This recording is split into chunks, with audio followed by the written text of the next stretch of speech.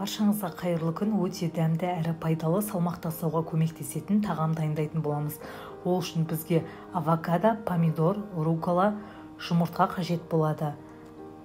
Қарақұмықты суда пісіріп аламыз. Пісіріп алғаннан кейін оны ыдысымызға орналастырамыз. Қарақұмықтың құрамында антиоксиданттар көп мөлшерде кездеседі.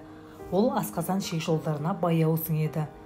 Және руккола мен помидорымызды қосамыз.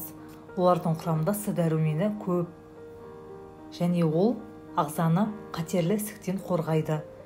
Және де жұмыртқамызбен авокадоны орналастырамыз. Авокадоның құрамында пайдалы майлар көп.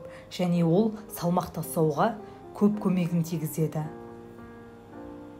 Қаймақ немесе май араластырып жесеңіздер болады.